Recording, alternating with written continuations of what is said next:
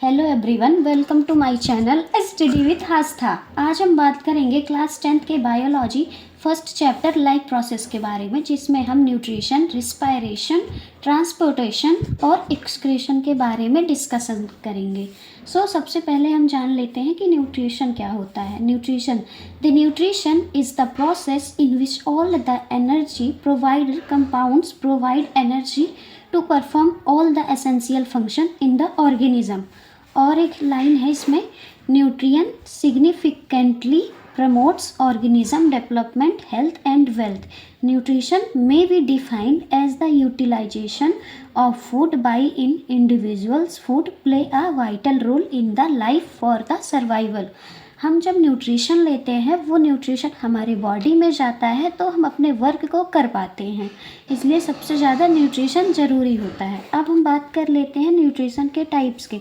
There are 2 types of nutrition, autotrophic nutrition and heterotrophic nutrition. Auto means self और trophic मतलब nutrition, self nutrition, जो अपना food खुद prepare करते हो उन्हें ऑटोट्रॉफिक न्यूट्रिशन कहते हैं। तो आइए देखते हैं ऑटोट्रॉफिक न्यूट्रिशन का डिफिनीशन क्या होता है। Prepare their own food with the help of light energy is called autotrophic nutrition. जो ऑर्गेनिज्म अपने फूड को खुद से प्रिपेयर करते हैं उन्हें हम ऑटोट्रॉफिक न्यूट्रिशन कहते हैं। For example green plants, cyanobacteria. अब हम बात कर लेते हैं कीमो ऑटोट्रॉफिक की। Chemo prepare their own food with the help of chemical energy in nitrobacter. अब बात कर लेते हैं हम हेट्रोट्रॉफिक न्यूट्रिशन की। Organism dependent on other for food. जो ऑर्गेनिज्म डिपेंड होते हैं, दूसरों पे निर्भर होते हैं, उन्हें हम हेट्रोट्रॉफिक न्यूट्रिशन कहते हैं। अब हेट्रोट्रॉफिक के कुछ टाइप्स हैं। Following are the 3 pathway. पहला है होलोजोइक, दूसरा है सेप्रोट्रॉफिक, तीसरा है पैरासिटिक। तो हम बात करते हैं होलोजोइक न्यूट्रिशन की। Whole food is the ingested food is digested inside the animal body. अब हम बात कर लेते हैं स्पेरोट्रॉफिक की। Saprotrophic nutrition, organism feed on dead and decaying matter. जो सड़े गले पदार्थों पर निर्भर होते हैं उन्हें हम स्पेरोट्रॉफिक न्यूट्रिशन कहते हैं। Food digested outside the body, example mushroom, bread, yeast etcetera. अब हम बात कर लेते हैं पैरासिटिक न्यूट्रिशन की। Derive nutrition from the other living organism, for example lice, cuscuta and plant. Nutrition in plants. अब हम बात कर लेते हैं mechanism of photosynthesis.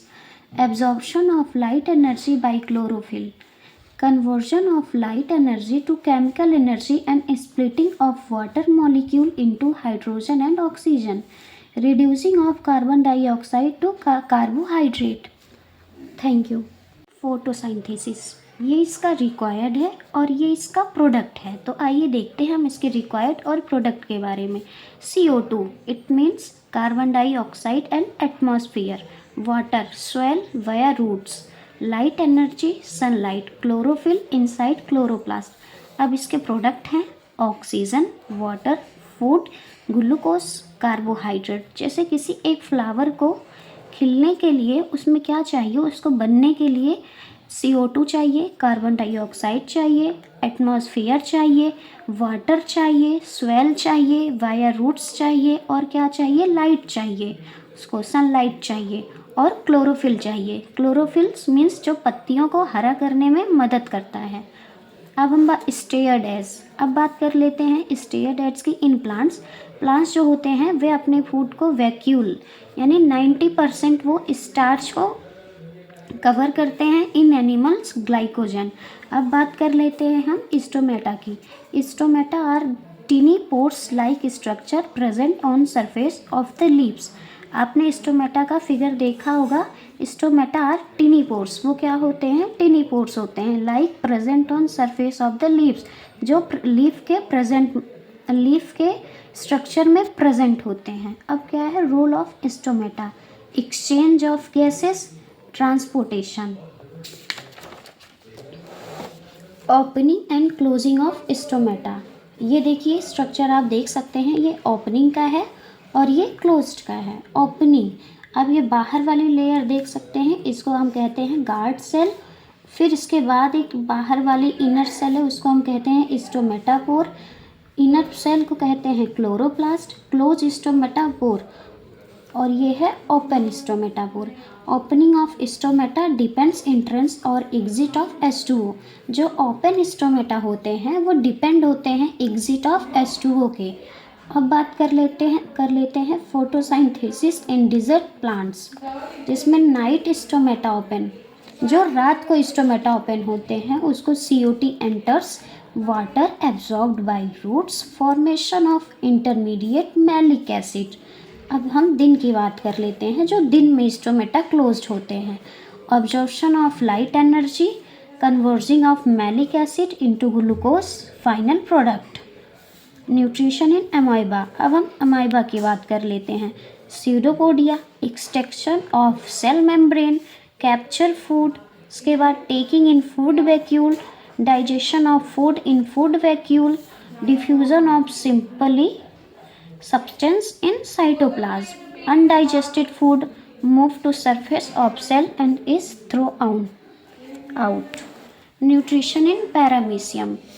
Thank you so much. अगर आपको ये वीडियो न्यूट्रिशन इन पैरामीशियम, अब हम बात कर लेते हैं न्यूट्रिशन इन पैरामीशियम के बारे में।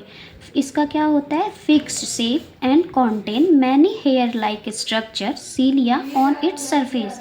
आपने सीलिया और फ्लैजिला का नाम पहले भी सुना होगा। Cilia push food material to oral groove. Cilia क्या करता है? वो पुश यानी धक्का देता है फूड मटेरियल को ओरल ग्रोव में। Food get digested in food vacuole and absorbed into cytoplasm. Undigested and unabsorbed food is removed via anal pore. आपने वैक्यूल का काम होता है, ये 90% फूड को स्टोर करके रखा रहता है। Thank you so much. अगर आपको वीडियो अच्छी लगी हो तो हम नेक्स्ट वीडियो में ह्यूमन डाइजेस्टिव सिस्टम के बारे में बात कर लेंगे।